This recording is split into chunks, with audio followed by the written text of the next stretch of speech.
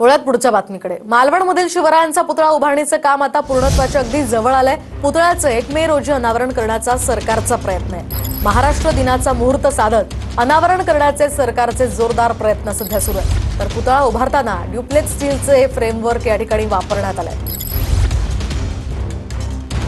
मालवणमधील राजकोट किल्ल्यावरच योद्धा रूपात शिवरायांचा पुतळा असेल। चबुतरा तलवारीसह पुतळ्याची उंची 83 फूट तर प्रत्यक्ष पुतळ्याची उंची 60 फूट असेल। चौथऱ्यासाठी 700 घनमीटर M50 कॉन्क्रीट, अंदाजे 40 टन ब्रॉन्झचा वापर आणि 35 ton steel framework, 30 ton SS आणि 316 दर्जाचे स्टेनलेस स्टील सळ्यांचा वापर। पुतळा उभारताना IIT मुंबईकडून मान्यता प्राप्त संकल्पनेनुसार ड्युप्लेक्स स्टीलचं फ्रेमवर्क करण्यात आलंय। जगविख्यात शिल्पकार राम सुतार यांनी शिवरायांचा हा नवा पुतळा साकारलाय।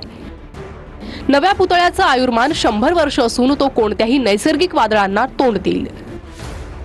पुतळा उभारणीच्या कामासाठी जवळपास 32 कोटी रुपये खर्च आलाय। पुतळा कोसळल्यानंतर राज्य सरकारनं चौकशी समिती नेमली होती। गंज आणि कमकुवत फ्रेमवर्कमुळे पुतळा कोसळला असं निरीक्षण समितीने अहवालात नोंदवलं होतं।